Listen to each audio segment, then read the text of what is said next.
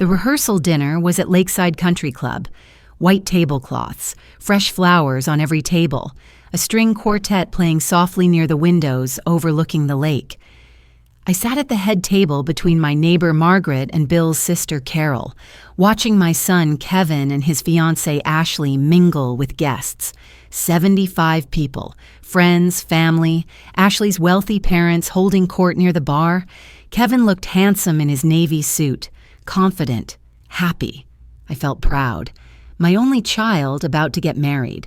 I'd paid for most of this wedding, $25,000 in deposits over the past year, the venue, the catering, the flowers.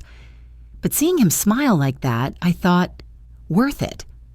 The salad course arrived. Conversations buzzed around me. Margaret squeezed my hand. "Your son is glowing, Linda. You raised him well." I smiled, squeezed back. 32 years as a single mother after Bill died. 32 years of sacrifice. But Kevin was launching, starting his own family. I'd done my job. Then Kevin stood. He clinked his champagne glass with a fork. The sharp ting-ting-ting cut through the conversations. The room fell quiet. 75 people turned toward him. Ashley stood beside him, beaming. Kevin cleared his throat. "I want to thank everyone for being here tonight." Applause, murmurs of affection. I sat straighter, waiting for him to thank me, for the deposits, for everything. Ashley and I are so grateful for all the love and support, especially from my mom. My heart swelled. He was going to acknowledge me. Finally. "And I have some incredible news to share with all of you." He paused, looked right at me, that smile I'd seen 1,000 times. Charming, confident. My mother has generously decided to give Ashley and me her house as a wedding gift. The room exploded. Applause, cheers. Ashley squealed, jumping into Kevin's arms. Aunt Carol gasped beside me. Happy surprise. Margaret's hand went to her mouth. Guests turned toward me, smiling, nodding approval. Someone shouted, "What a generous mother!"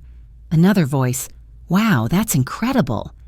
I sat there, fork frozen halfway to my mouth. My salad, arugula, candied walnuts, goat cheese, blurred in front of me. The house, my house. The 3-bedroom split level I'd lived in for 40 years. The house where I'd raised Kevin, where Bill had died, where every room held memories. What? Kevin raised his glass higher. "To my amazing mom, who's giving us the foundation to start our life together. We'll take good care of it, Mom. Promise." More applause. Louder now. Someone started a standing ovation. I saw Ashley's mother dabbing her eyes, tears of joy. Ashley's father nodding approvingly. Margaret stared at me, confused. I could see the question in her eyes. "Did you agree to this?" No, I hadn't. But Kevin was looking at me now, that smile still there. But his eyes, they held something else, something knowing. He tilted his head slightly. "Right, Mom? Just like we discussed?" Just like we discussed. We'd never discussed it. Not once. I'd mentioned estate planning someday. Maybe. Years from now. But giving him my house now? While I was still living in it? No. The applause continued. Guests raising their glasses toward me, expecting me to stand, to accept the thanks, to confirm Kevin's announcement. My mouth opened. Nothing came out. My throat felt tight. Cold sweat prickled at my neck despite the warm room. I forced a smile, tight, uncomfortable, nodded slightly. What else could I do? Make a scene? Tell 75 people my son was lying? Humiliate him in front of Ashley's family? I lifted my water glass. My hand shook. Guests cheered. Kevin winked at me, sat down. Ashley kissed his cheek. The quartet started playing again. Conversations resumed, but louder now, excited. I heard fragments around me. So generous, giving up her home. Lucky kids, starting with a house. Must be downsizing. Retirement community, maybe. Margaret leaned close, whispered, "Linda? Did you—" "Not now," I managed. My voice sounded strangled. The rest of the dinner passed in a blur. I don't remember the entree. I smiled when people looked at me, nodded when they offered congratulations. Inside, my mind was screaming. The house. My house. Kevin had just announced to everyone, Ashley's parents, our family, his friends, that I was giving it to him, and I'd sat there, said nothing, confirmed it with my silence. As dessert arrived, some elaborate chocolate mousse thing I couldn't taste, I watched Kevin across the room. He was laughing with Ashley's father, shaking hands, accepting congratulations. He looked so pleased with himself, so certain. And that's when the question hit me. The question that would keep me awake every night for the next 6 months. How long had my son been planning to steal my home? I didn't sleep that night. Lay in bed staring at the ceiling of the master bedroom where Bill and I had slept for 37 years. The same bedroom Kevin had announced to 75 people that he'd be taking from me, along with the rest of the house. My house. The split level I'd bought with Bill in 1985, 40 years ago.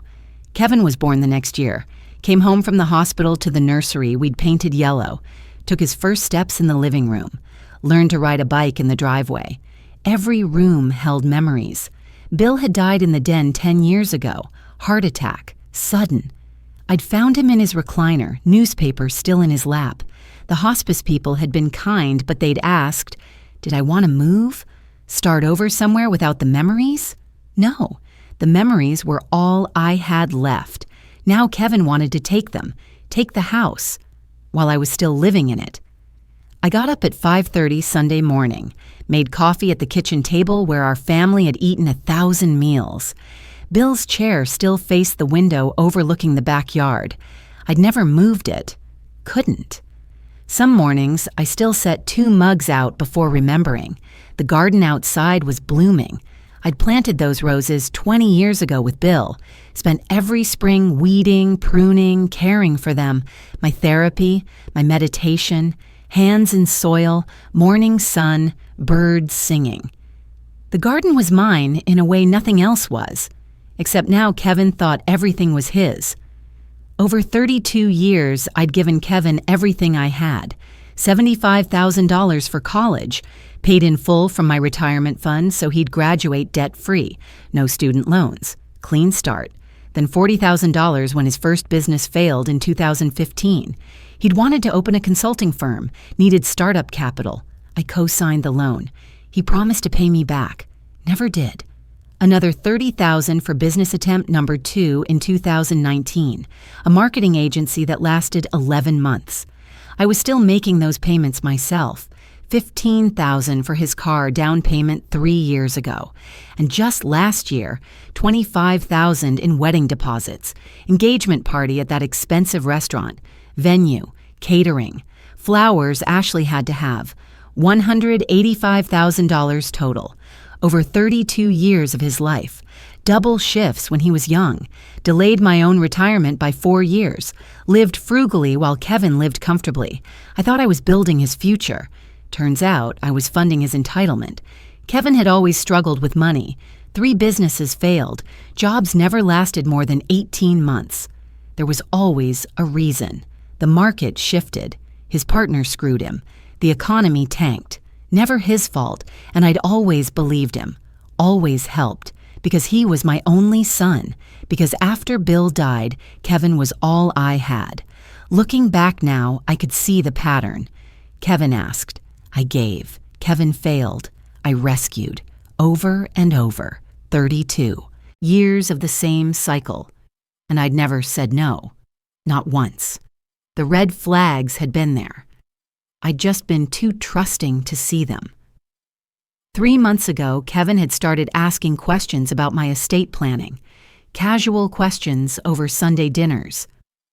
Mom, do you have a will? Do I know where your documents are? What happens to the house when you're gone? I thought he was being responsible, planning ahead, making sure I had things in order. Now I wondered. 6 weeks ago, he'd brought Ashley by for what he called an insurance appraisal, said I should update my homeowner's policy, make sure I was properly covered. Ashley had walked through every room with her phone, taking photos. For the insurance company, Kevin had explained. I'd thought it was sweet, thoughtful. My son taking care of his aging mother. Now I realized he'd been cataloging my house, preparing to list it, planning. 2 weeks ago, Kevin had asked to be added to my bank accounts. Just in case of emergency, Mom, what if something happens and I need to access your funds? I'd added him to one account, the emergency fund, $15,000 I kept for medical bills, home repairs, real emergencies. I thought I was being practical, preparing for the possibility I might need help someday. Last week, Kevin had asked for spare keys. In case you lock yourself out, Mom, in case I need to check on the house while you're traveling. I'd given him a set. Front door, back door, garage, full access. I'd even let him store boxes in my garage. Just for a few months, Mom, until after the wedding. Ashley's apartment is so small. I'd said yes, of course. What mother wouldn't? At every step, I'd said yes, trusted him, believed his explanations, because he was my son, because I'd raised him to be honest, because I couldn't imagine he'd manipulate me. Some mother's intuition I had. My flaw had always been the same, too trusting, conflict avoidant. I'd spent 32 years putting Kevin first, putting his needs above my own comfort, his success above my security, family loyalty above self-protection, and Kevin had learned exactly how to use that against me. He's my only son, I'd told Margaret last month when she gently suggested I was giving too much. Family comes first. Margaret, my neighbor across the street, book club friend for 15 years. She'd been at the rehearsal dinner, seen my face when Kevin made his announcement. She'd squeezed my hand, confused, concerned. Margaret knocked on my back door at 7:30 that Sunday morning. I saw her through the kitchen window carrying a covered casserole dish, her signature move. Whenever someone was struggling, Margaret showed up with food. I opened the door. She didn't ask, just walked in, set the casserole on the counter. Tuna noodle, my favorite. Coffee? I asked. Please. We sat at the kitchen table, Bill's empty chair between us. Margaret stirred her coffee slowly, waiting. She'd always been good at waiting. I didn't know. I said finally, about the house. Kevin never asked me, never discussed it. He just announced it in front of everyone. Margaret's jaw tightened. I thought something was wrong. You look shocked. I am. I wrapped my hands around my mug, still shaking slightly. Margaret, why would he do that? Announce something we never agreed to? In front of Ashley's parents? In front of everyone? Pressure, Margaret said quietly. If he announces it publicly, you can't back out without humiliating him, without looking like you're going back on your word. I stared at her, the weight of that realization settling on my chest. That's manipulation, Linda. I knew. Deep down, I knew. But hearing someone else say it, someone I trusted, made it real. Margaret reached across the table, squeezed my hand. Have you talked to him? Since last night? He called this morning. I didn't answer. My phone had rung 4 times between 6 and 7 a.m. Kevin. I'd watched it ring, let it go to voicemail. Couldn't face hearing his voice. Couldn't face the gaslighting I knew was coming. Good, Margaret said. Don't talk to him until you've figured out what you want to say. What I wanted to say. The problem was I didn't know. Part of me wanted to call Kevin, demand an explanation, tell him he couldn't have my house. But another part, the part that had spent 32 years avoiding conflict, keeping peace, putting family first, wanted to smooth things over, pretend it was a misunderstanding, find a compromise. Even now, even after what he'd done, I was still trying to protect him. Linda, Margaret said carefully, has Kevin been acting strange lately? Coming by when you're not home? Asking unusual questions? I thought about the estate planning questions, the insurance appraisal, the spare keys, The boxes in the garage. Yes, I whispered. Yes, he has. Margaret nodded slowly, like she'd expected that answer. I need to tell you something, and I've been hesitant because I didn't want to overstep, but after last night, my stomach dropped. What? I've seen Kevin here 3 times in the last 2 weeks, during the day. While you were at book club, once there was a van, a locksmith van. The room tilted slightly. A locksmith? I thought maybe you'd asked him to change locks or fix something, but now... Margaret's eyes held mine.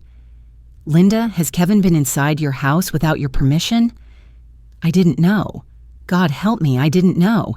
He had keys, full access. I'd given them to him. But why would he need a locksmith? Unless he was changing locks, making sure I couldn't lock him out. Unless he was already treating this house like it was his. I need to check something, I said, standing abruptly. Margaret followed me upstairs to the master bedroom. I tried my key in the bedroom door lock. It didn't work. I tried again. The key went in but wouldn't turn. Wrong key. But I'd had this key for 40 years. It had always worked. He changed the locks, I said. My voice sounded hollow, distant. Kevin changed the locks to my own bedroom. Margaret's face went pale. Linda, that's not normal. That's a violation. I stood in the hallway of my own house, the house where I'd lived for 40 years, where I'd raised my son, where my husband had died, and I couldn't get into my own bedroom because my son had changed the locks. That's when I knew. This wasn't a misunderstanding. This wasn't Kevin being thoughtless or making a mistake. This was a plan, carefully executed, methodically implemented. Kevin wasn't asking for my house. He was taking it. After Margaret left, I stood in that upstairs hallway for a long time, staring at the bedroom door I couldn't open, the lock Kevin had changed without asking, without telling me, in my own house. I needed to know what else he'd done. The garage, those boxes Kevin had asked to store. Just for a few months, Mom. I'd said yes without question, hadn't even looked inside. Why would I? I trusted him. I went downstairs, opened the garage door. Kevin's boxes were stacked in the corner, 4 large cardboard boxes, sealed with packing tape. I found scissors in the utility drawer, cut the tape on the first box. Financial documents, dozens of them. Real estate appraisals for my house. 3 different appraisals from 3 different companies, all dated within the last 2 months. Detailed measurements. Comparable sales in the neighborhood. Estimated market value, $425,000. I pulled out more papers. A title search on my property. Complete ownership history going back to when Bill and I bought the house in 1985. Property tax records, utility bill copies, everything someone would need to sell a house, my house. My hands started shaking. I opened the second box, more documents, financial statements, but these had my house listed as collateral, loan applications, Kevin's name on them, applications for business loans, personal loans, lines of credit, all of them using my property as security, all of them with my signature, except I'd never signed them, never seen them, never authorized Kevin to use my house for anything. I found a manila envelope at the bottom. Inside, realtor business cards, 4 different realtors, notes in Kevin's handwriting on the back of each card. Mom's house, 3BR 2BEI, Esteen, $425K, commission negotiable. He'd been shopping for realtors, planning to list my house, while I was still living in it.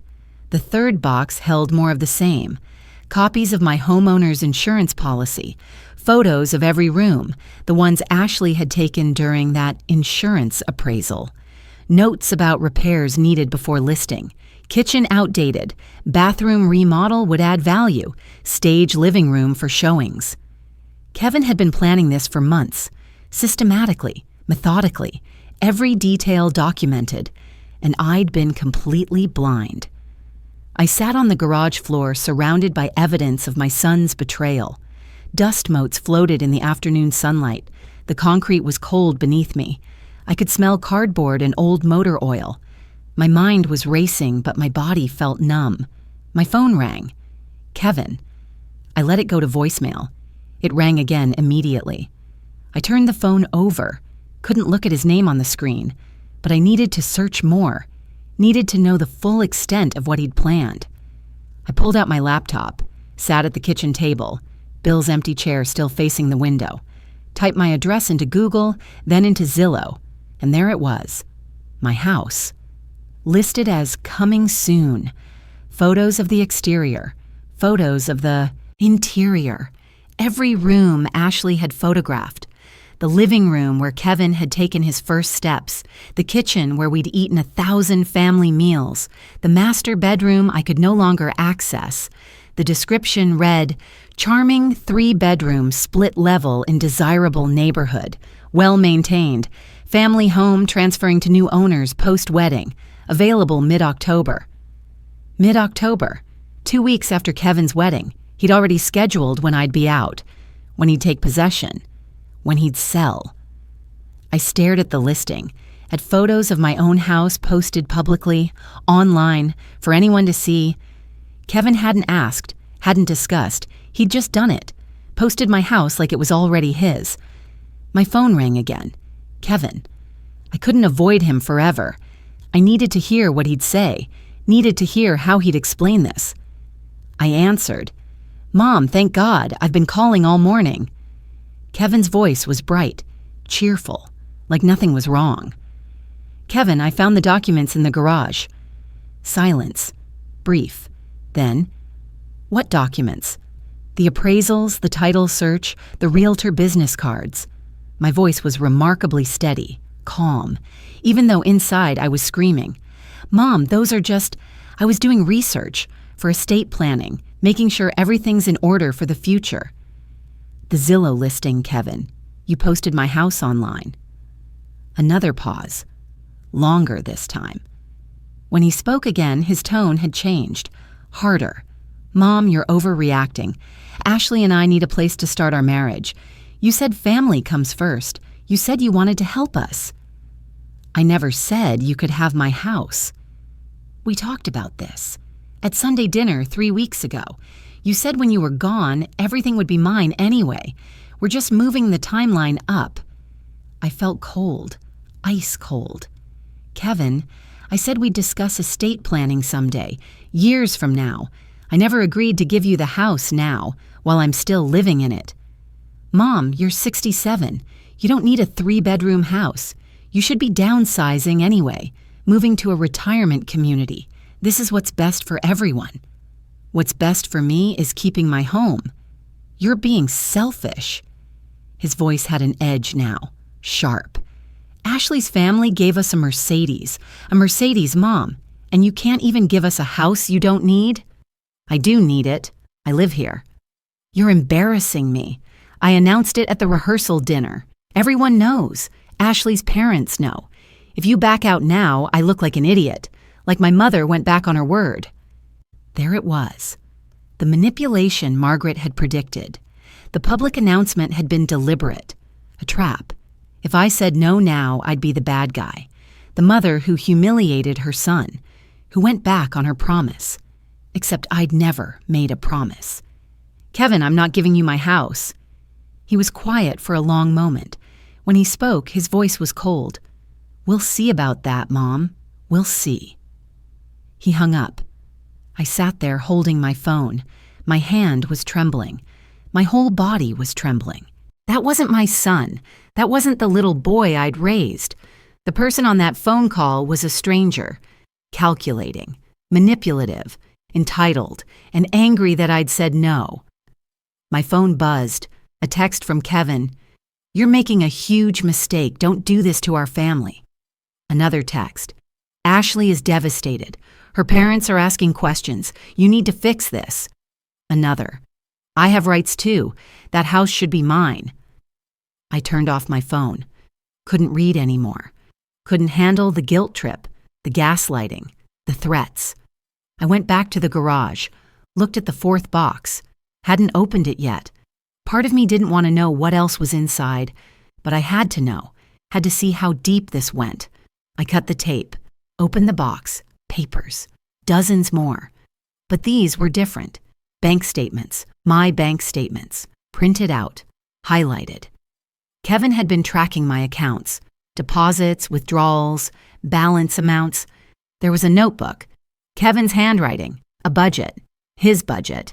Based on selling my house. Mom's house sale. $425K estimated. After 6% commission and closing costs. $395K net. Enough for down payment on bigger house in Ashley's preferred neighborhood plus pay off my debts. He'd calculated it. Planned exactly how he'd spend the money from selling my home. At the bottom of the box, more documents. These were the worst. Bank statements showing withdrawals I hadn't made. Small amounts. $500 here. $1,000 there. From the emergency account I'd added Kevin to 6 months ago. The account that should have had $15,000. I pulled up my bank app on my laptop. Logged in, checked the balance on the emergency account. $312. Kevin had withdrawn $14,688 over 6 months in small increments, betting I wouldn't notice, betting I wouldn't check. He'd been right. I hadn't checked, hadn't noticed, had trusted him completely. The money was gone. The emergency fund I'd built over 10 years for medical bills, home repairs, real emergencies. Kevin had drained it, used it for who knows what. Wedding expenses, maybe, or paying debts I didn't know about, and now he wanted my house too. I closed the laptop, stood up. My legs felt weak, but I made it back into the house. Back to the kitchen table, sat in my chair, Bill's empty chair across from me. What do I do? I whispered to the empty room, to Bill's memory, to anyone who might be listening, because I didn't know. My son, my only child, was stealing from me, had been stealing for months, maybe longer, and I'd been too trusting to see it, too guilty about being a single mother, too desperate to keep the only family I had left.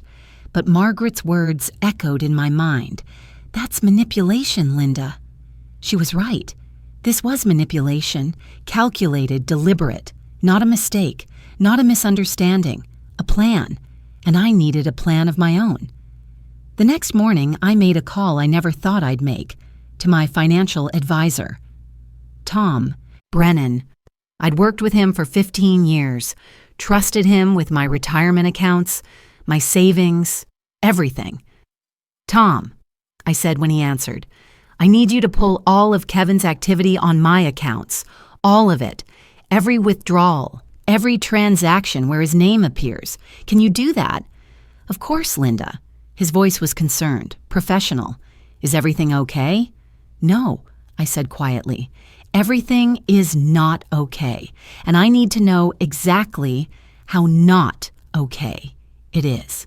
Tom called back within 2 hours. Linda, can you come to my office today? There are things you need to see. His voice had that careful, controlled tone professionals use when they're about to deliver bad news. I'd heard it before, when Bill's doctor had called me into the consultation room, when the hospice nurse had explained what comfort care only meant. I drove to Tom's office in silence, hands gripping the steering wheel, mind blank. Couldn't think, couldn't process, just drove. Tom's office was downtown, 10th floor of a glass building overlooking the river.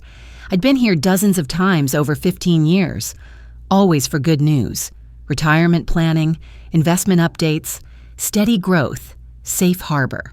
Today felt different. Tom met me in the lobby, walked me back to his office personally, closed the door. That's when I knew it was bad. Sit down, Linda. I sat. He pulled his chair around to my side of the desk, not across from me, beside me, like we were a team, like he was preparing me for something. I pulled everything Kevin touched, every account where his name appears, every transaction. Tom opened a folder, thick. Linda, what I found, you need to see a lawyer, today. He turned his monitor toward me, pulled up bank records, my accounts, but with Kevin's activity highlighted in yellow, dozens of yellow lines, hundreds maybe. The emergency account you added him to 6 months ago. He's been withdrawing systematically, small amounts, $500, $1,000 twice a month, $14,688 total. I'd found that evidence in the garage, but seeing it on the screen, official bank records, highlighted, undeniable, made it real in a way the paper copies hadn't. But that's not the worst of it. Tom clicked to another screen. Linda, Kevin applied for a home equity line of credit, using your house as collateral, $150,000. The room tilted slightly. What? A HELOC, home equity line of credit, 6 weeks ago. He listed you as the primary borrower, listed himself as authorized representative, said you were applying together. Tom, I never applied for anything. I never authorized. I know. Tom's voice was gentle but firm. Because this is your signature on the application. He pulled up a document. A loan application. Pages and pages. My name at the top, my address, my social security number, and at the bottom of page 7, my signature. Except it wasn't my signature. I leaned closer to the screen, stared at the signature line. Linda Patterson, written in cursive. Blue ink. Confident strokes. But it wasn't mine. The L in Linda was wrong, too looped, too elaborate. I'd signed my name thousands of times, tens of thousands. I knew my own signature, the muscle memory of 40 years, the way my hand moved when I wrote my name. This wasn't it. Tom, that's not my signature. He nodded slowly, like he'd expected me to say that, like he'd already known. I thought as much, but I needed you to confirm. Kevin forged my signature? Yes. The word hung in the air, heavy, undeniable. My son had forged my signature on a federal loan application, using my house as collateral for $150,000. Did the bank approve it? My voice sounded distant, hollow. No, they flagged it as suspicious. The signatures on file for you, your previous documents with them, didn't match this application. They reached out to Kevin directly, asked him to provide additional documentation. He withdrew the application before they could investigate further. Kevin had almost done it, almost succeeded in taking $150,000 against my house. The only reason he hadn't was because a bank clerk had noticed the signatures didn't match. I sat there staring at my forged signature on Tom's screen. My hands had gone numb. My whole body felt cold. This wasn't a misunderstanding. This wasn't Kevin making a mistake or acting impulsively. This was fraud. Premeditated. Calculated. Federal fraud. My son was a criminal. I sat in Tom's office looking at my own forged signature. 40 years I'd owned that house. 40 years. And my son, my only child, was stealing it out from under me like I was already dead. Linda, Tom said quietly, there's more. He forged a power of attorney document too, listed himself as your attorney in fact, gave himself legal authority to make financial decisions on your behalf. I never signed a power of attorney. I know. But he submitted it to the bank with the HELOC application, claimed you'd granted him authority due to declining health. The document looked official. Notarized. Everything. Notarized? How? The notary seal is fake. The signature is fake. The whole document is fabricated. Kevin had created an entire false legal document, forged a notary seal, forged my signature, all to steal my house. Tom, what do I do? He pulled out a business card. You call this attorney, Jessica Chen. She specializes in elder financial abuse, real estate fraud. I've worked with her on 3 other cases like this. She's good, she's aggressive, and she will stop Kevin.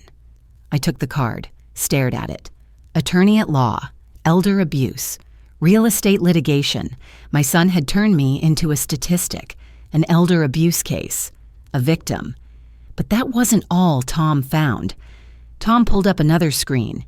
Email records. Kevin's been accessing your online banking, using your login, your password. How would he have my password? You probably wrote it down somewhere, or he watched you type it, or he guessed it. Most people use birthdays, addresses, simple patterns. I thought about my password. Kevin's birthday followed by the house number. He could have guessed that easily. He's been monitoring your accounts, checking balances, looking at transaction history for at least 8 months, maybe longer, every few days, sometimes daily. Kevin had been watching my money, tracking my spending, planning when and how much to take. There's also evidence he contacted 3 title companies in the past month, inquired about transferring property ownership, asked about what documentation is needed to transfer a house from elderly mother to adult child. One company sent him a checklist. I couldn't breathe, couldn't think. Kevin had been planning this for months. Every detail, every angle, every piece of paperwork. Linda, Tom's voice was firm now, commanding. You need to call Jessica today, right now, because what Kevin's done isn't just unethical. It's not just family drama. This is felony fraud. This is elder financial abuse. This is federal crimes, and you need protection before he tries again. I walked out of Tom's office holding Jessica Chen's business card, rode the elevator down 10 floors in silence. Other people got on and off, talking, laughing, normal people having normal days. My day wasn't normal. My life wasn't normal anymore. I called Jessica from the parking lot. She answered on the second ring. Ms. Chen, my name is Linda Patterson. Tom Brennan gave me your card. My son... My voice broke. I tried again. My son is trying to steal my house. Come to my office. Today. Bring every document you have. I'll clear my afternoon. Jessica's office was smaller than Tom's, 3rd floor of an older building, but her walls were covered with certificates, legal degrees, elder law specialization, real estate litigation awards. She listened while I explained, took notes, asked specific questions. When I finished, she pulled out a legal pad. Here's what we're dealing with. Forged signatures on federal loan documents. That's bank fraud, a federal felony. Forged power of attorney. That's identity theft and fraud. Unauthorized access to your banking accounts. That's computer fraud and abuse. Attempting to sell property without authorization. That's real estate fraud and elder financial abuse. She said it all so calmly, like she'd seen this before, like my son trying to steal my home was just another case to her. But maybe that was good. Maybe I needed someone who wasn't shocked, someone who knew how to fight this. I'm going to file an emergency motion for a restraining order to prevent Kevin from accessing any of your accounts, your property, or your personal information. I'm also going to file a formal complaint with the bank regarding the forged HELOC application, and I'm going to contact the district attorney's office about the fraud. District attorney? That's criminal charges? Yes, what Kevin did is criminal. You understand that, right? I did, and I didn't. He was my son, my only child. How had we gotten here? Jessica pulled up something on her computer. I need to show you something else. I ran a basic property search on your address. Did you know Kevin filed a quitclaim deed 2 weeks ago? A what? A quitclaim deed. It's a legal document used to transfer property ownership. Kevin filed one claiming you're transferring the house to him due to declining mental capacity. He forged your signature on that too. My stomach dropped. Did it go through? No. The county clerk's office flagged it as suspicious because there was no supporting documentation, no doctor's certification of mental incompetence, no guardianship papers. They sent you a letter asking you to confirm the transfer. I never got a letter. Check your mail or check with your post office, because if that letter went to your house and Kevin has access, he could have intercepted it, destroyed it, made sure I never saw it. Ms. Patterson, I need to ask you a difficult question. Has Kevin been inside your house recently without your permission? I thought about the changed bedroom lock, the boxes in the garage, the insurance appraisal, Margaret seeing him there during book club. Yes, multiple times. Jessica made a note. We need to change your locks, all of them. today, and we need to file a police report. What Kevin is doing isn't just fraud, it's stalking, it's harassment, it's criminal behavior. I sat in her office feeling like I was drowning. Every new piece of information pulled me deeper. Kevin hadn't just announced my house was his at the rehearsal dinner. He'd been working on this for months, forging documents, filing false deeds, accessing my accounts, lying to banks, lying to me. And I'd been completely unaware. That night, I couldn't sleep. Again. At 3 a.m, I got up, walked through my house in the darkness, touching walls, looking at shadows. This house that Kevin wanted so desperately he'd committed felonies to try to take it. I ended up in Kevin's old room. The nursery Bill and I had painted yellow 42 years ago, where I'd rocked Kevin as a baby, sang lullabies, changed diapers, read bedtime stories. I pulled out the photo albums from his closet, sat on the floor surrounded by memories. Kevin as a newborn, red-faced, screaming, perfect. Kevin's first birthday, chocolate cake smeared on his face. Kevin's first day of kindergarten, too big backpack, nervous smile. Every milestone was in this house. First steps in the living room, learning to read at the kitchen table, high school graduation party in the backyard. I'd given him everything, this house, this life, this foundation, and he was stealing it. I closed the photo albums, boxed them up, couldn't look anymore. The contrast was too painful. That innocent child, this criminal adult. What had I done wrong? Where had I failed? How had my son become someone who could forge my signature, lie to my face, steal from me systematically? But Margaret's words came back. That's manipulation, Linda. It wasn't my fault. Kevin had made choices, active choices, to lie, to forge, to steal, to betray. Those were his choices, not mine. I'd been a good mother, maybe too good, too giving, too trusting. But that didn't make his crimes my responsibility. I went back downstairs, made coffee at 4 a.m, sat at the kitchen table, covered with legal documents Jessica had sent me home with, restraining order motion, police report template, evidence checklist. My phone buzzed, a text from Kevin. 4 a.m. Mom, we need to talk. This has gone too far. I'm coming over tomorrow. No, he wasn't. Not anymore. I texted back, do not come to my house. My attorney will be in contact. His response was immediate. Attorney? Mom, you're overreacting. This is family business. You forged my signature on federal loan documents. That's not family business, that's fraud. 3 dots appeared, disappeared, appeared again. Then, we'll see what a judge says about that. I turned off my phone. Couldn't do this at 4 a.m, couldn't engage with his gaslighting, his threats. Tomorrow I'd call a locksmith, change every lock. Kevin's keys would be useless. Tomorrow I'd file the police report, make this official, on record. Tomorrow I'd fight back. But tonight I sat in my kitchen, in my house, the house I'd lived in for 40 years, the house Kevin had tried to steal, and I realized something. I wasn't giving up. Not my house, not my security, not my dignity. Kevin had spent months planning to take my home. Now it was my turn to plan, to protect what was mine, to stop him. The evidence was clear. The fraud was documented. The crimes were undeniable. And I had proof. The locksmith came at 8 on Tuesday morning. A woman, maybe 50, efficient, professional. She walked through my house room by room, examining every lock. Bedroom, bathrooms, front door, back door, garage.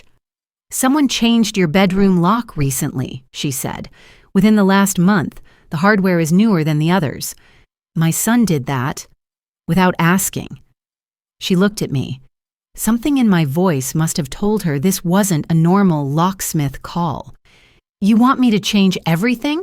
All the locks? Everything. And I don't want anyone else to have keys. Just me. Not even your son. Especially not my son. She worked for 2 hours. I sat in the living room listening to the sounds. Drilling, metal on metal, the thunk of old locks coming out, new ones going in, the satisfying click of tumblers turning. When she finished, she handed me 6 new keys, shiny, brass, still warm from being cut. "These are yours. No copies made. No master key. Just these 6. Keep them safe." I held them in my palm. The weight of them. The realness. These keys fit locks Kevin couldn't open anymore, couldn't bypass, couldn't manipulate. For the first time in weeks, I felt something shift inside me. Control. Small but real. After she left, I sat alone in my living room. Early morning. The house was so quiet. Sun coming through the windows. Dust motes floating in the light. This room where Kevin had taken his first steps 42 years ago. Where Bill had sat in his recliner every evening reading the paper. Where we decorated Christmas trees, opened presents, celebrated birthdays. Every corner held memories. I looked at the mantel. Photos lined up in frames. Kevin as a baby. Kevin's high school graduation. Kevin and Ashley's engagement party. My eyes stopped on one photo. Christmas, 1995. Kevin was 10. Bill was alive. Healthy. Strong. We were standing in front of the Christmas tree in this exact room. Kevin wearing a ridiculous reindeer sweater I'd bought him. Bill in his flannel shirt. Me in my red cardigan. All of us smiling. Kevin holding the star. Bill had just lifted him up to place it on top of the tree. That moment right before the photo was taken. Kevin's face pure joy. Bill's arms steady. My heart full. I remembered that Christmas so clearly. The tree lights twinkling, cookies baking in the kitchen, carols playing on the stereo, Kevin bouncing with excitement. "Can I open one present early? Just one?" Bill laughing. "Nice try, buddy. Tomorrow morning." We'd been a family. Safe. Happy. Whole. I looked around the living room now. Same space. Different reality. Bill gone 10 years. Kevin grown into someone I didn't recognize. The tree corner empty. No cookies baking, no carols playing, no joy, just me, alone, trying to protect what little I had left. And I realized something. Kevin was counting on this. Counting on my memories, my guilt, my desperate need to keep the only family I had. He'd weaponized my love for him, used my maternal instinct against me, bet that I'd give in rather than lose him completely. He was probably right. A week ago, I would have signed over the house just to keep peace, to avoid conflict, to make sure Kevin stayed in my life. But sitting in this living room, my living room, surrounded by 40 years of memories, I thought about Bill. His last days in the hospital, the hospice nurse explaining there was nothing more they could do, Bill squeezing my hand, looking me in the eye. "Linda, this house is yours. Don't let anyone take it from you. Promise me." I'd promised. Thought he meant after he was gone, that I shouldn't sell it, shouldn't move, shouldn't let grief drive me out of our home.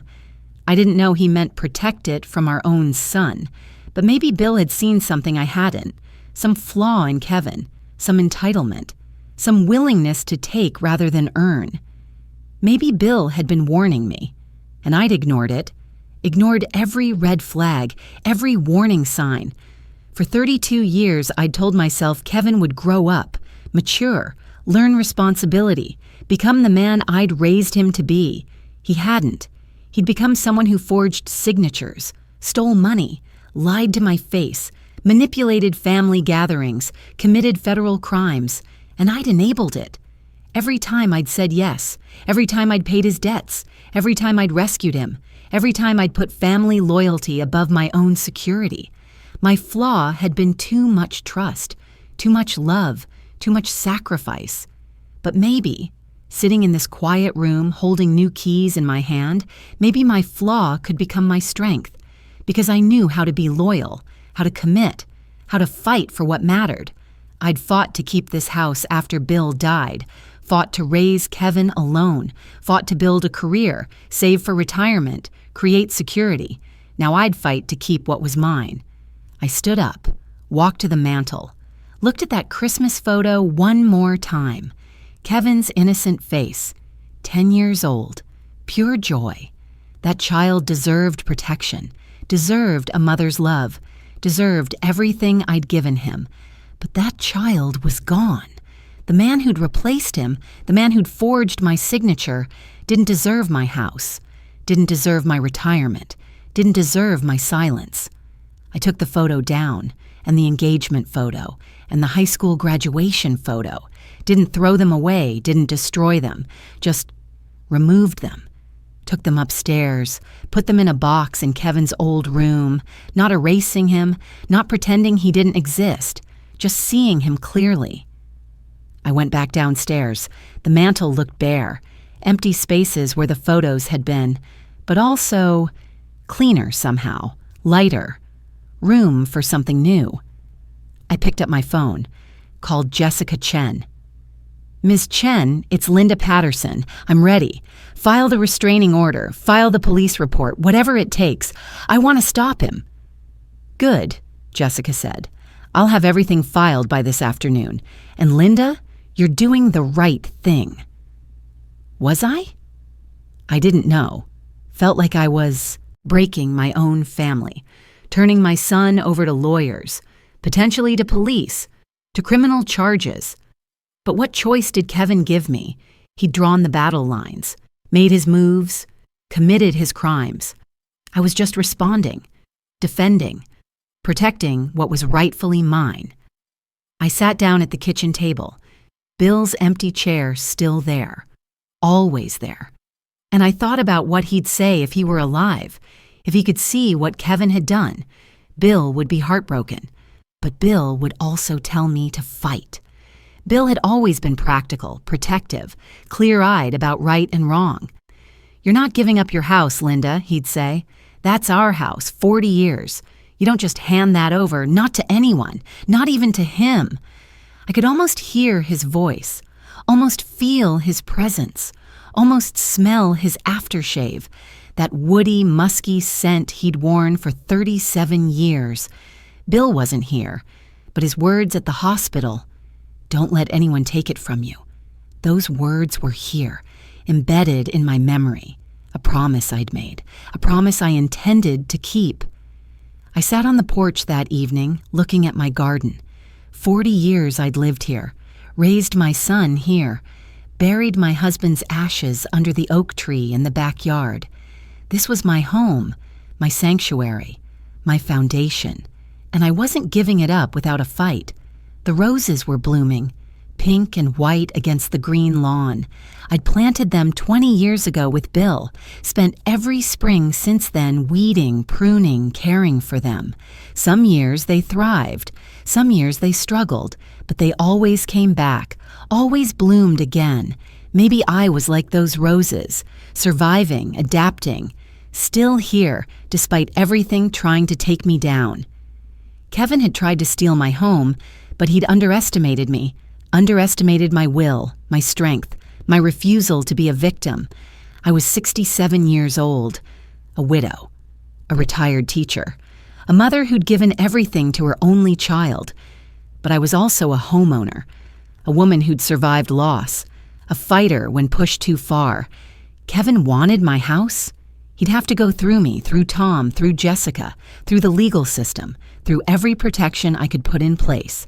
And even then, even with all his planning, all his forging, all his manipulation, he wasn't going to win, because this house was mine, 40 years mine, earned, paid for, protected, and I wasn't letting go. Jessica filed the restraining order Wednesday afternoon, called me an hour later. It's been granted, temporary order. Kevin cannot contact you, come to your property, or access any of your accounts. 30 days. Then we have a hearing for a permanent order. 30 days of protection, breathing room, space to plan without Kevin showing up at my door, without his calls, his texts, his manipulation. I thought that would be the end of it. Temporary peace while the legal system sorted out the fraud, while Jessica built the case, while I figured out how to move forward. I was wrong. Thursday morning, my phone rang. Aunt Carol, Bill's sister.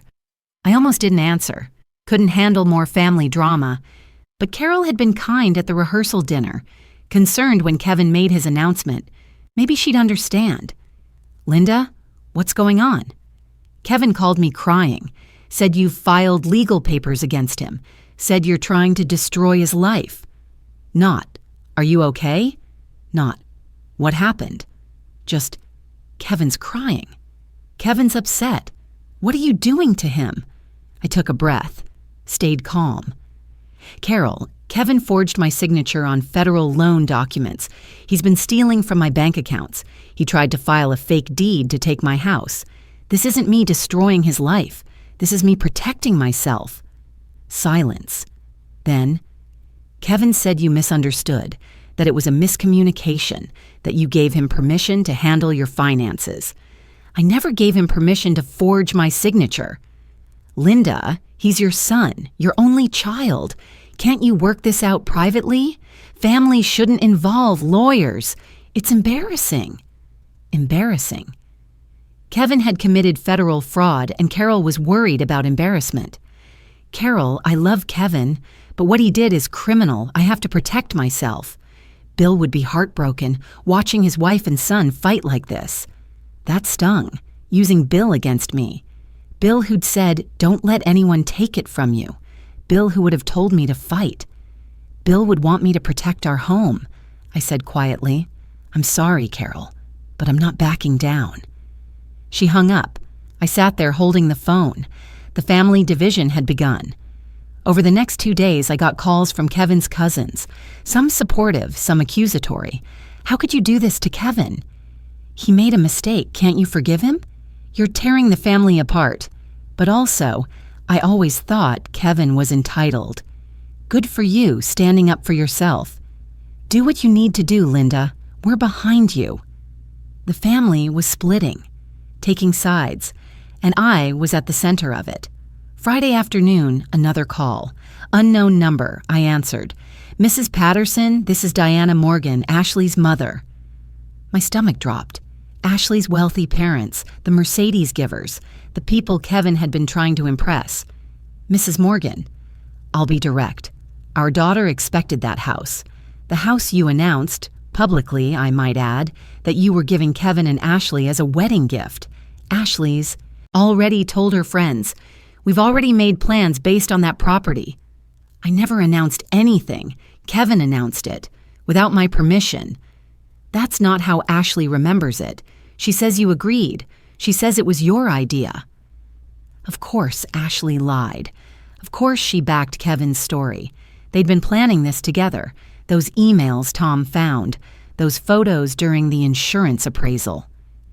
"Mrs. Morgan, I'm not giving Kevin my house. I never agreed to it. I'm sorry if Ashley was misled, but this ends here." Misled? "Mrs. Patterson, our family has invested significant resources into this wedding based on your promise. We have legal grounds to sue for promissory estoppel. Do you understand what that means?" I didn't, but I wasn't going to admit it. "You're welcome to speak with my attorney, Jessica Chen. I'll have her send you her contact information." "This is unacceptable. You're embarrassing our family.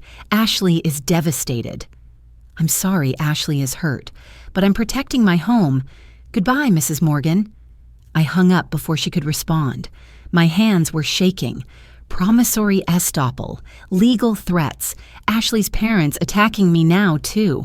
I called Jessica immediately. Ashley's parents just called, threatened to sue me for something called promissory estoppel. Jessica made a dismissive sound. "They won't. They have no case.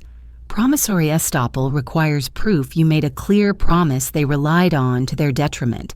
Kevin's announcement at a dinner isn't a binding contract, and you never made the promise. He did. Let them waste their money on a lawyer if they want. It won't go anywhere." "Are you sure?" "Positive. This is intimidation. They're trying to pressure you into giving in. Don't." I hung up feeling slightly better, but the walls were closing in. Family calling. Ashley's family threatening. Kevin probably telling everyone I was crazy, senile, cruel. Monday morning brought worse news. A letter, official, from Adult Protective Services. Someone had filed a complaint. claiming I showed signs of dementia, claiming I needed a competency evaluation, claiming I was making irrational decisions and might need a guardian. Kevin. It had to be Kevin. I called Jessica. She swore. Actually swore. He's weaponizing the system, trying to get you declared incompetent so he can petition for guardianship. If he's your guardian, he controls everything, including your house. Can he do that? He can try. But Linda, you're sharp, coherent, fully competent. We'll get you evaluated by a doctor of our choosing. You'll pass easily. This is harassment, and it's going to backfire on him. The evaluation was scheduled for Wednesday. Dr. Raymond Carter, geriatric psychiatrist. His office smelled like old books and leather. He was maybe 60. Kind eyes, patient voice. He asked questions. Where was I born? What year? Who's the president? What day is it? Simple things, then harder things. Math problems, memory tests, pattern recognition. Mrs. Patterson, you're performing excellently. Your cognitive function is completely normal. Better than normal for your age, actually. Whoever filed this complaint, it's baseless. Relief flooded through me. So they can't claim I'm incompetent? Not based on my evaluation. I'll submit my report to APS. This case will be closed. I drove home from Dr. Carter's office feeling vindicated, but also exhausted. Kevin had tried everything: fraud, manipulation, public pressure, family guilt, legal threats, now claiming I was mentally incompetent. How far would he go? That night, I found out. I was in the garden at dusk, pulling weeds, trying to calm my mind. The roses needed deadheading. The soil needed turning. Normal tasks. Grounding, peaceful. A car pulled into my driveway. Kevin's car. My heart rate spiked. He wasn't supposed to be here. Restraining order, 30 days no contact. He couldn't. Kevin got out, stumbled slightly. Drunk. He was drunk. "Mom!" he shouted, slurring. "We need to talk." I stood up, back toward the house. "Kevin, you have a restraining order. You can't be here." "Restraining order? Against your own son? Mom, this is insane. You're insane." He started walking toward me, unsteady, aggressive. I'd never seen him like this, never seen him drunk, angry like this. "Kevin, leave now or I'm calling the police." "Police? You'd call the cops on me? I'm your son, your only child, and you're treating me like a criminal." "You are a criminal. You forged my signature. You stole from me." "I didn't steal. That money was basically mine anyway. The house was going to be mine eventually. I just moved the timeline up." He was on the porch steps now, 5 feet away. I backed against the door, fumbled for my phone. "Kevin, last warning, leave, now." "Or what? You'll have me arrested? Go ahead. Add that to the list of ways you're destroying my life. Ashley left me, Mom. Left me. Said I lied to her. Said I'm a con artist. Her parents won't talk to me. My cousins think I'm a thief, and it's all your fault." "It's your fault. You did this." He lunged forward. I don't think he meant to hurt me. Maybe just to grab my phone or push past me into the house. But I stumbled backward. Hip hit the door handle. Pain shot through my side. I fell, landed hard on the porch. Kevin froze, stared at me on the ground. For a second, something flickered in his eyes. Horror, maybe. Regret. But it disappeared fast. "This is on you, Mom," he said, voice cold. "All of it." He turned, walked back to his car, drove away. I sat on the porch, hip throbbing, heart pounding, shaking. Margaret's front door opened across the street. She must have heard the shouting. She ran over. "Linda, oh my God, are you okay? I'm calling 911. "I'm okay, just bruised. But Margaret, call the police. Kevin violated the restraining order. He was drunk. He pushed me. They need to know." The police came. 2 officers. They took my statement, photographed the red mark on my hip where I'd hit the door handle. Margaret gave a witness statement, saw Kevin arrive, heard him shouting, saw me fall. Violation of restraining order, drunk and disorderly. The officers said they'd file charges. Kevin would be arrested, likely tonight. I sat in my living room after they left. Margaret had stayed, made tea, sat with me. Neither of us said much. What was there to say? My son had shown up drunk, shouted at me, made me fall, left me sitting on the porch like garbage, and blamed me for it. Margaret finally broke the silence. "Linda, your blood pressure must be through the roof. Do you need to see a doctor?" I checked my pulse, racing, felt lightheaded, nauseous, stress, days of stress, family fighting, legal battles, Kevin showing up drunk. My body was screaming at me to stop, to rest, to breathe. "I'm okay." "You're not okay. Look at you. You're shaking." She was right. My hands trembled, vision slightly blurred, chest tight. "Just stress. I'll be fine." But an hour later, the chest tightness got worse. Left arm felt heavy. Margaret saw my face. "Hospital, now, I'm driving." The ER doctor was calm, professional, ran tests, EKG, blood work, monitored my heart. "Mrs. Patterson, you're not having a heart attack, but your blood pressure is dangerously high, stress-induced. Your body's been under tremendous strain. You need rest, medication, and you need to reduce your stress levels significantly." "I'm trying." He looked at me with kind eyes, understood somehow without me explaining. Sometimes trying isn't enough. Sometimes you need help, support, people who can shoulder some of this burden. Margaret squeezed my hand from the chair beside my bed. She has support, she has me. The doctor prescribed blood pressure medication, told me to follow up with my primary care physician, released me at midnight. Margaret drove me home, stayed until I was settled, made sure I took the medication, made sure I locked the doors with my new locks Kevin couldn't open. "I'm staying tomorrow night," Margaret said, "and the night after, until you're steadier, no arguments." I was too tired to argue, too grateful, too aware that I couldn't do this alone. Jessica called Tuesday morning. "Kevin was arrested last night. Violation of restraining order. He's out on bail. But Linda, we now have evidence of continued harassment, intimidation, and physical aggression. This strengthens our case significantly." He said Ashley left him. She did. Filed paperwork to dissolve the engagement officially, return the ring. It's over. Good.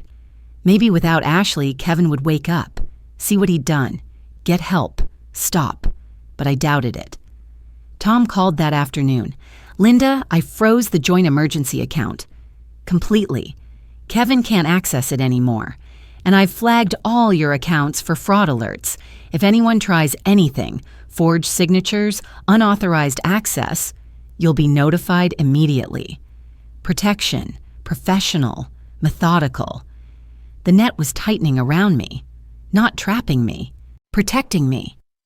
Wednesday, Jessica filed a civil suit, elder financial abuse, seeking restitution for the stolen $14,688, seeking damages, seeking justice. "He'll fight it," Jessica warned. "He'll claim you gave him permission. He'll try to paint you as confused. But we have evidence. We have doctors. We have witnesses. We'll win." Thursday brought the competency evaluation report. Official. Dr. Carter's assessment. Mrs. Linda Patterson demonstrates full cognitive capacity. No evidence of dementia, memory impairment, or impaired decision-making ability. She is fully competent to manage her own affairs. APS closed their investigation, apologized for the inconvenience, noted the complaint appeared to be made in bad faith. One by one, Kevin's attacks were failing. The HELOC, denied. The quitclaim deed, rejected. The guardianship attempt, dismissed. The restraining order violation, criminal charges filed. But I was exhausted, physically, emotionally.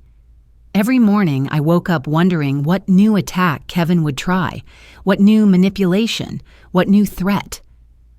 I sat at my kitchen table Friday morning, blood pressure medication beside my coffee, Margaret across from me, Bill's empty chair between us. "How are you holding up?" Margaret asked. "I don't know anymore.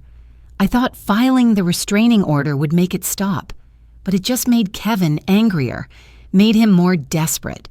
And now my own family is divided. Ashley's parents are threatening me. Kevin's been arrested, and my blood pressure almost put me in the hospital. But you're still here, still standing, still fighting. Am I? Because right now, Margaret, I feel like I'm barely surviving. She reached across the table, held my hand. You're doing more than surviving. You're protecting yourself, setting boundaries, fighting back. That takes courage, tremendous courage. I didn't feel courageous. I felt tired, scared, uncertain. But I also knew giving up meant Kevin won, meant losing my house, my independence, my security. Everything I'd worked 40 years to build. So I'd keep fighting, even if it was exhausting, even if it hurt, even if my own son hated me for it. Because this house was mine, and I wasn't letting go. The family meeting was scheduled for 2 weeks after Kevin's arrest. Jessica's conference room, 3rd floor of that older building downtown, neutral ground, professional setting, not a courtroom. Jessica said family property disputes rarely went to trial if everyone was willing to meet, but professional enough to be serious, formal enough to be binding. I arrived 15 minutes early. Jessica met me in the lobby, walked me upstairs. The conference room was larger than I'd expected. Long mahogany table, 10 chairs, windows overlooking the street. Professional, intimidating. Who's coming? I asked. Kevin and his attorney. I invited Aunt Carol. She asked to be here. Margaret will testify as a witness. Tom Brennan will testify remotely via video call. And I've asked the bank representative who flagged Kevin's HELOC application to provide a statement. My stomach tightened. This was real. This was happening. Linda, remember, you don't have to say anything you don't want to. I'll handle the presentation. You just need to be here, present, strong, okay? I nodded, didn't trust my voice. The door opened. Aunt Carol walked in. She looked uncomfortable, avoided my eyes, sat at the far end of the table. Margaret came next, squeezed my shoulder, sat beside me, solid, supportive. Then Kevin. I hadn't seen him since the night he'd shown up drunk, since he'd shouted at me, since I'd fallen on the porch. He looked thinner, tired. His suit was wrinkled, hair uncombed, eyes red-rimmed. His attorney, a young man in an expensive suit, guided Kevin to a chair across the table from me. Kevin didn't look at me, stared at the table instead. "Where's Ashley?" Aunt Carol asked. Kevin's attorney answered, "Miss Morgan declined to attend. The engagement has been dissolved." So Ashley wasn't coming, wouldn't see this, wouldn't hear the truth. Had already decided Kevin lied and moved on. Good for her. Jessica stood at the head of the table, opened her briefcase, pulled out 3 thick folders, set them on the table with a deliberate thunk. "Thank you all for being here. This meeting has been requested to resolve the ongoing dispute between Linda Patterson and her son Kevin Patterson regarding alleged financial fraud, elder abuse, and property theft. We're here to present evidence, hear testimonies, and hopefully reach a resolution that prevents criminal prosecution." Kevin's attorney shifted. My client denies any wrongdoing. He maintains that his mother gave him permission to manage her finances and that this is a misunderstanding. Jessica smiled. It wasn't warm. "Then let's review the evidence." She opened the first folder, pulled out documents, slid them across the table. "This is the home equity line of credit application Kevin Patterson submitted to First National Bank 6 weeks ago. It lists Linda Patterson as the primary borrower, requests $150,000 using Mrs. Patterson's property as collateral. The signature at the bottom is allegedly Linda Patterson's." She slid another document across. "This is Linda Patterson's actual signature from her bank account application 15 years ago. Notice the differences. The L in Linda, the loop in the P of Patterson. A handwriting expert has analyzed both signatures and confirmed the HELOC application signature is a forgery." Kevin's attorney picked up the documents, studied them, said nothing. Kevin Patterson also submitted a power of attorney document with this application, claiming Linda Patterson granted him legal authority to act on her behalf due to declining health. This document is also forged. The notary's seal is fake. The notary whose name appears on the document has confirmed they never notarized any such document. This is identity theft. This is fraud. Federal crimes. Jessica pulled out more papers. Kevin also filed a quitclaim deed with the county clerk's office, attempting to transfer Linda Patterson's property to himself, claiming she was transferring ownership due to mental incompetence. The county clerk flagged this as suspicious because there was no supporting medical documentation, because Linda Patterson is fully mentally competent, because this deed was also based on forged signatures. She kept pulling documents, one after another, laying them out like playing cards, each one damning. Bank statements showing Kevin withdrew $14,688 from Linda's emergency account without authorization. Email evidence showing Kevin and his then-fiancée planned this property theft months in advance. Real estate appraisals Kevin ordered without Linda's knowledge. Realtor contacts, Zillow listings. A systematic, premeditated plan to steal Linda Patterson's home. The table was covered with evidence, papers, documents, proof, undeniable. Kevin stared at them, face pale, hands clenched in his lap. Jessica turned to her laptop. "I'd like to call our first witness, Tom Brennan, Mrs. Patterson's financial advisor." Tom's face appeared on the screen mounted on the wall. Professional. Serious. "Mr. Brennan, how long have you worked with Mrs. Patterson?" 15 years. I've managed her retirement accounts, savings, investment portfolio. I know her financial habits well." "And did Mrs. Patterson ever indicate she wanted to take out a home equity loan?" "Never. Mrs. Patterson is financially conservative. Her house is paid off. She's never carried debt. The idea of a $150,000 loan against her house is completely inconsistent with her financial philosophy." "Did Kevin Patterson have authorization to apply for loans using his mother's assets?" "Absolutely not. When Kevin withdrew money from the emergency account Mrs. Patterson had added him to, those were unauthorized withdrawals. Small amounts, $500 here, $1,000 there, designed to avoid detection. That's not authorized use. That's theft." "Thank you, Mr. Brennan." Tom's face disappeared from the screen. Jessica turned to Margaret. "Mrs. Sullivan, you're Mrs. Patterson's neighbor and friend. Can you tell us what you observed over the past few months?" Margaret sat up straighter, spoke clearly. "I saw Kevin at Linda's house multiple times when she wasn't home, during her book club meetings, during her appointments. I saw a locksmith van at her house 3 times. Kevin was letting them in, changing locks. I also witnessed Kevin's appearance at Linda's home 2 weeks ago. He violated the restraining order. He was drunk. He shouted at Linda. She fell. I called the police. This wasn't a misunderstanding. This was aggression." "Thank you, Mrs. Sullivan." Jessica pulled out another folder. "We also have a statement from the county clerk who flagged the forged quitclaim deed, a statement from the bank fraud department regarding the HELOC application, a statement from Adult Protective Services confirming their investigation into Kevin's false claim that his mother was mentally incompetent, an investigation that concluded Linda Patterson is fully competent and the complaint was made in bad faith." She closed the folder, looked directly at Kevin. "Mr. Patterson, the evidence is overwhelming. You forged signatures. You stole money. You attempted to fraudulently transfer property. You violated a restraining order. You filed false reports. These are serious crimes. Felonies. You could face federal prison time." Kevin's face crumbled. His attorney put a hand on his arm, whispered something. "Ms. Chen," Kevin's attorney said carefully, "could we have a moment to confer with our client?" "Of course." They stepped into the hallway.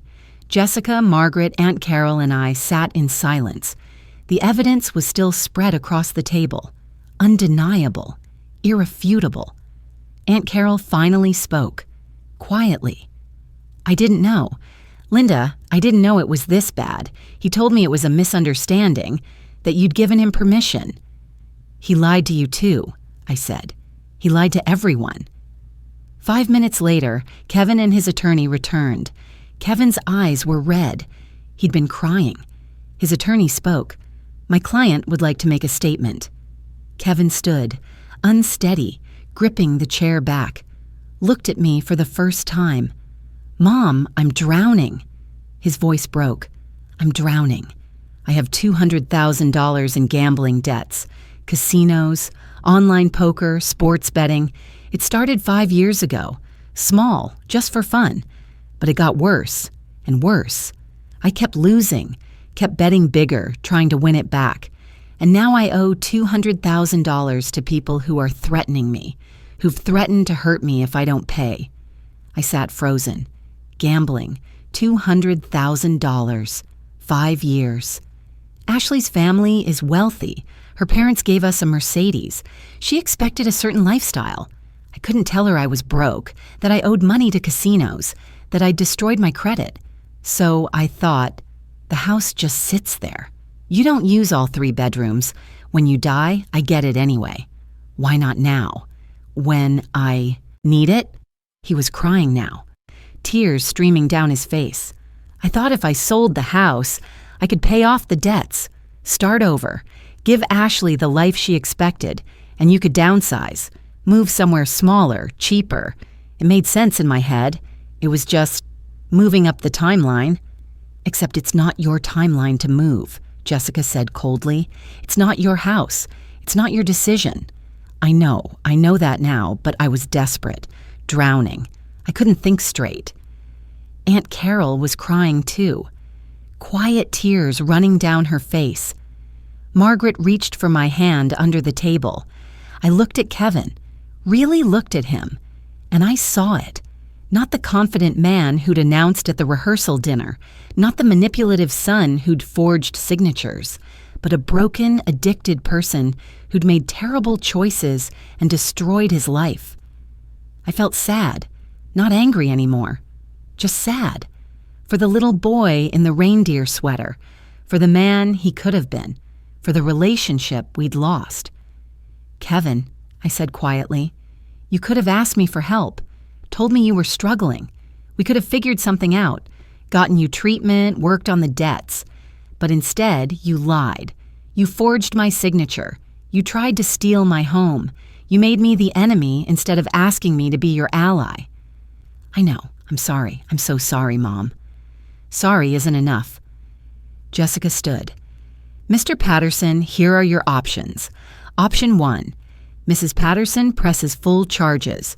Fraud, elder financial abuse, identity theft. You face federal prosecution, likely prison time. Option 2. Mrs. Patterson agrees not to press criminal charges if you sign a legally binding agreement.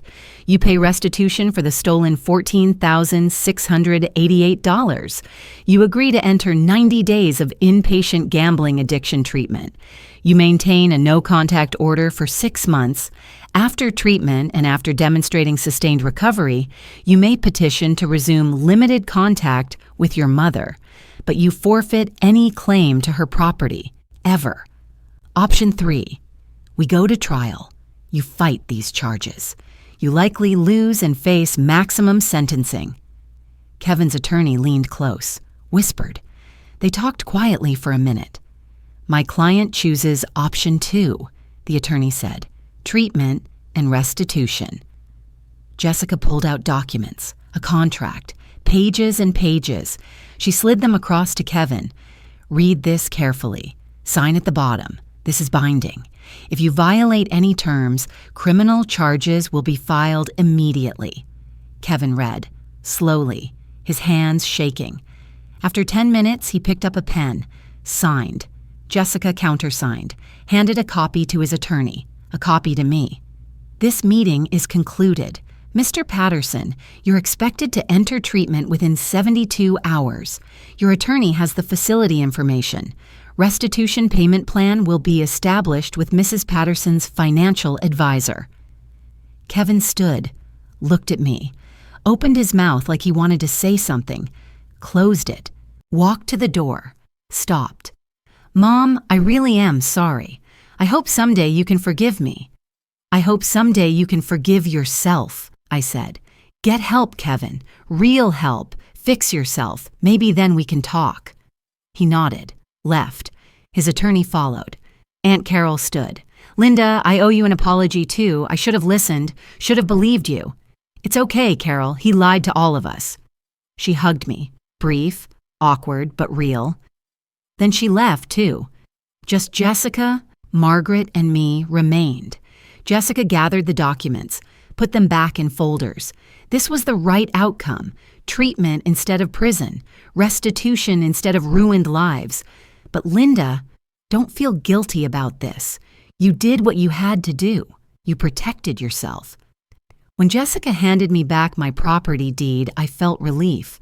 Not triumph, just tired relief. My son had tried to steal my home, but I'd stopped him.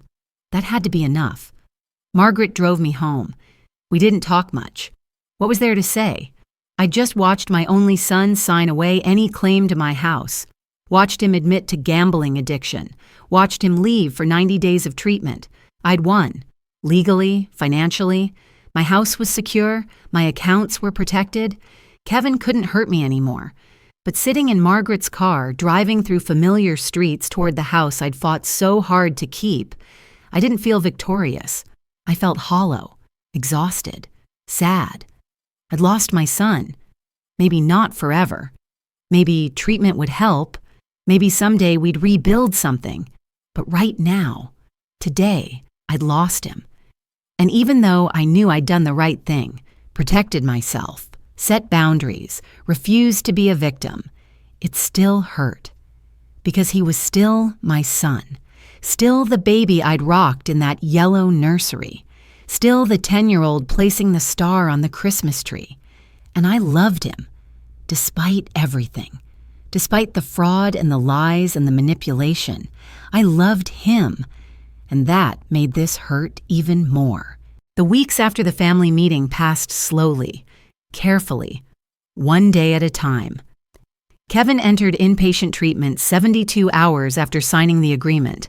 90 days, a facility 2 hours away that specialized in gambling addiction. I didn't visit.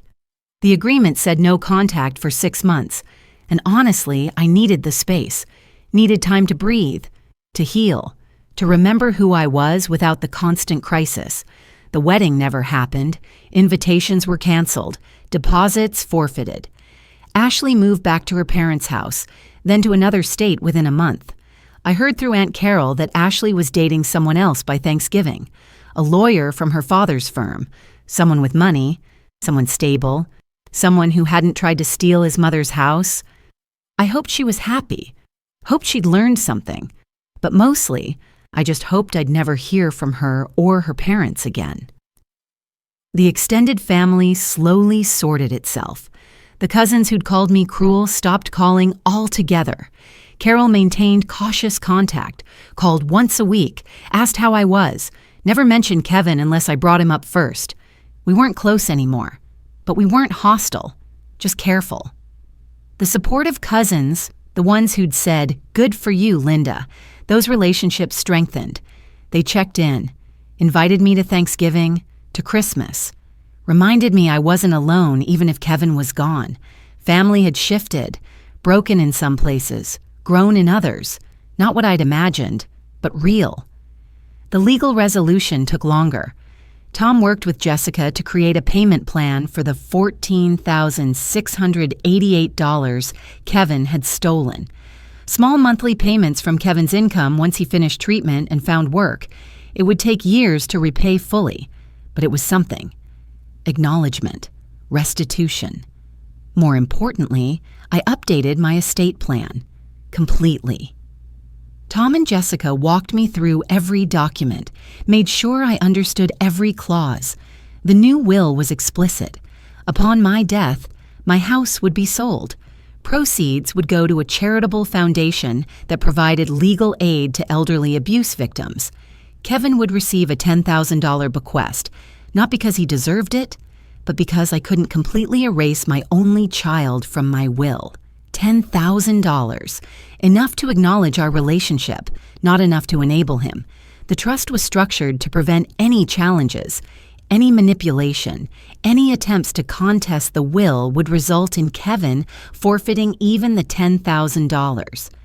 My healthcare power of attorney went to Margaret, not Kevin, not family, but the woman who'd brought me casseroles and driven me to the hospital and sat with me in the quiet hours. My financial power of attorney went to a professional fiduciary Tom recommended, someone with no emotional ties, no family loyalty, just professional duty to protect my assets. Kevin would never have legal control over my life again, never have the power to forge my signature, to claim incompetence, to steal what was mine. The paperwork was filed, notarized, legally binding. My house was protected, my future was secured, my independence was guaranteed. Margaret and I grew closer in ways I hadn't expected. She became more than a neighbor, more than a book club friend. She became the person I called when I needed someone, when the house felt too quiet, when the memories felt too heavy. We started a Tuesday coffee tradition every Tuesday morning at 9, sometimes at her house, sometimes at mine. We'd sit at kitchen tables and talk about everything and nothing, books we were reading, gardens we were planning, life we were living. In November, Margaret's daughter tried to convince her to sell her house and move into a smaller condo. "It's too much space for one person, Mom. You don't need 3 bedrooms. The same pressure I'd faced, the same manipulation disguised as concern. Margaret called me. I walked across the street, sat with her at her kitchen table, and I told her everything I'd learned, how to recognize manipulation, how to set boundaries, how to say no without guilt. 2 weeks later, Margaret called her daughter back. "I'm staying in my house. It's mine. I earned it. And I'm not downsizing until I'm ready, if I'm ever ready." We looked out for each other now. That's what real family did. Tom restructured my finances to prevent future fraud. All joint accounts closed. New accounts in my name only with 2-factor authentication and fraud alerts. Monthly statements reviewed carefully. Any unusual activity flagged immediately. He also waived his advisory fees for 6 months. "You've been through enough, Linda. This is the least I can do." When I protested, he smiled. "Besides, you're my best success story. Woman takes on financial fraud, wins, protects her assets. That's the kind of client I want to brag about." He also started referring other senior clients to Jessica. 3 women in similar situations, sons claiming power of attorney, daughters draining accounts, families manipulating aging parents. Tom and Jessica created an informal network, protected a dozen more people that year, used my case as a roadmap. Something good had come from something terrible. Jessica and I stayed in touch. Professional relationship that became something warmer. She'd call to check in, not just about legal matters, about life, about recovery, about moving forward. In December, she invited me to a presentation she was giving at the senior center. I'm talking about elder financial abuse, warning signs, legal protections. I'd love for you to attend, maybe even share your story if you're comfortable. I went. Sat in the back row of the community room, listened to Jessica present statistics, legal frameworks, resources. She never mentioned my name, but she told my story. Anonymized, careful, powerful. The mother thought she was helping her son. Enabling became victimization, but she found the courage to seek help, to set boundaries, to protect herself, and she survived, more than survived. She thrived. After the presentation, 3 women approached me. They'd recognized themselves in the story. One had a daughter pressuring her to add her to the deed. Another had a grandson with gambling debts asking for loans. The third had a son who'd been accessing her accounts without permission. "What did you do?" they asked. "How did you find the strength?" I gave them Jessica's card, Tom's card. "You're not difficult," I told them. "You're not cruel. You're smart. Protect yourself. Get professional help. Don't do this alone." One of them hugged me, cried on my shoulder. "Thank you," she whispered. "I thought I was the only one." "You're not alone," I said. "None of us are." Spring brought the garden back to life. I spent hours outside, pulling weeds, planting new roses, turning soil. The physical work was therapy. Hands in dirt, sun on my face, birds singing, creating something beautiful from something broken. I installed a memorial bench under the oak tree where Bill's ashes rested. Simple wood, his name engraved on a small plaque. Bill Patterson, husband, father, forever loved.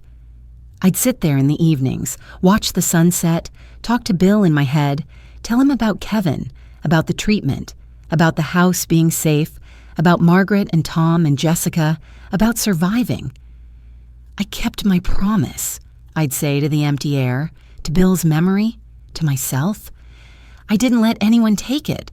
The house is still mine."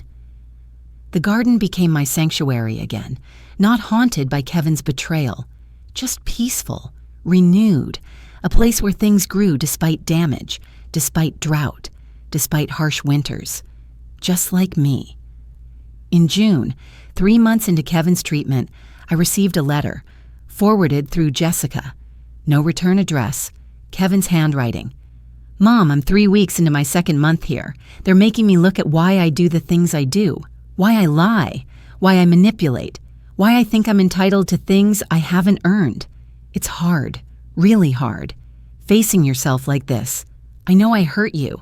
I know I tried to steal your home. I know sorry doesn't fix it. I'm not asking for forgiveness. I'm not asking to come home. I just wanted you to know I'm working on myself.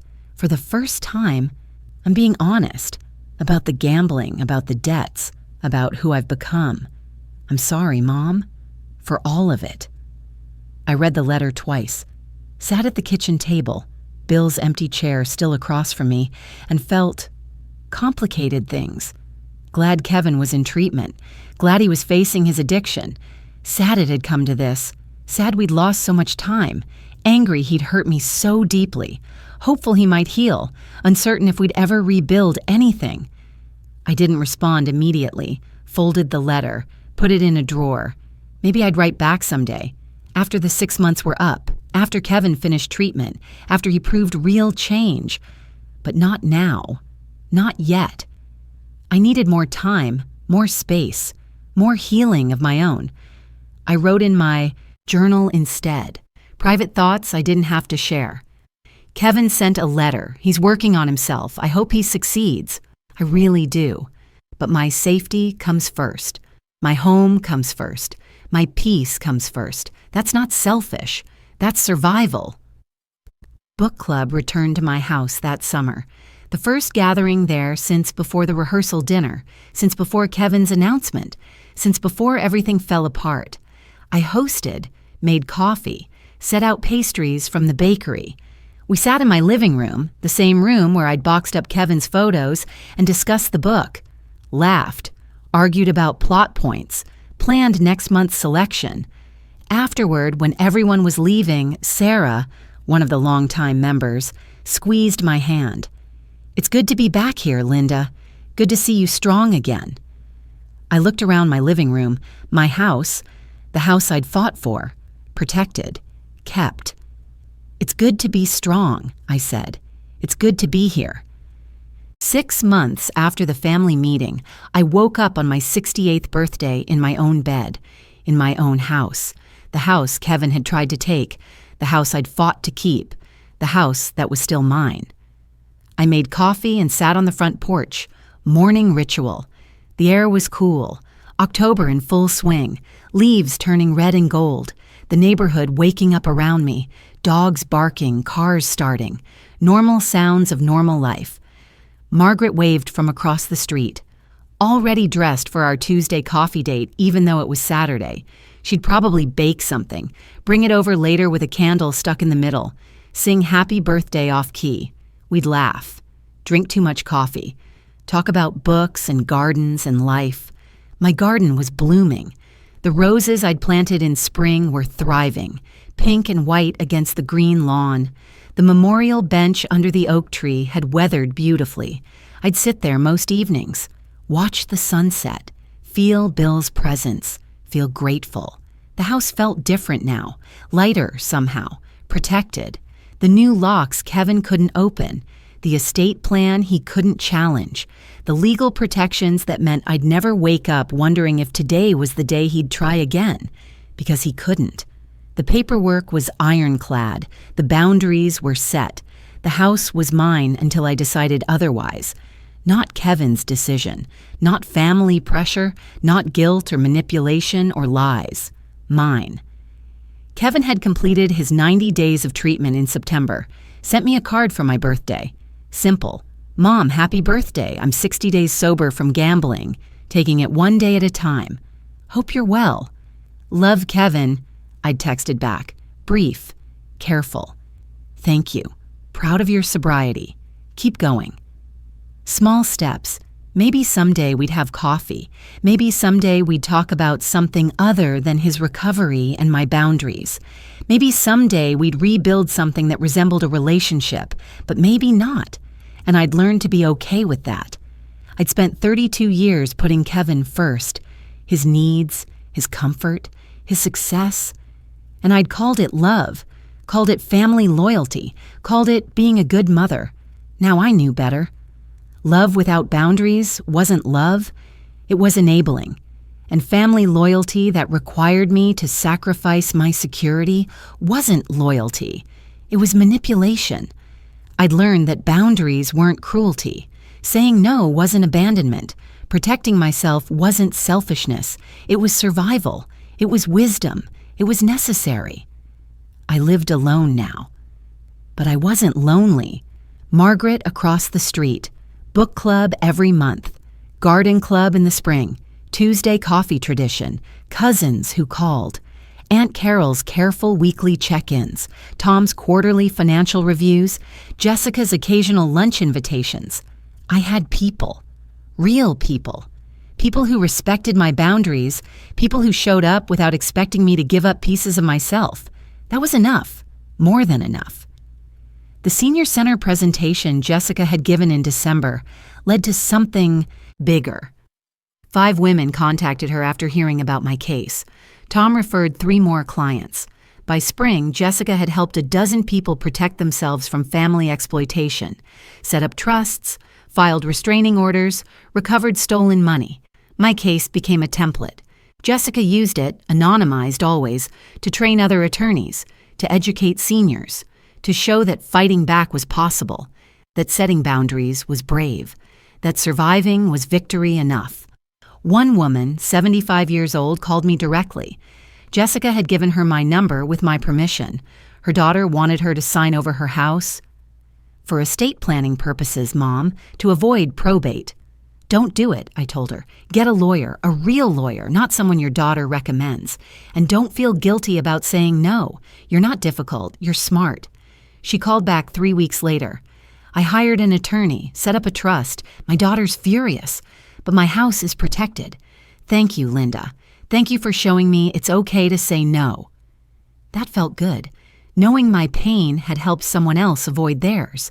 Knowing the nightmare I'd survived had become a roadmap for others. The updated estate plan sat in my safe. The house would be sold when I died. Proceeds to the foundation providing legal aid to elder abuse victims. Kevin would get his $10,000, enough to acknowledge he was my son, not enough to enable him, not enough to reward what he'd done. Everything else, 40 years of equity, decades of careful saving, would help others protect themselves, would fund lawyers for people who couldn't afford them, would build the safety net I'd almost lost. Something good from something terrible. Legacy from betrayal.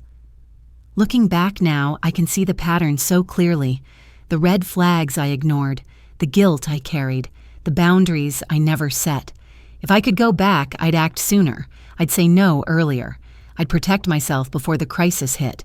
But I can't go back. I can only go forward, and forward looks different now. Mother's Day was hard this year.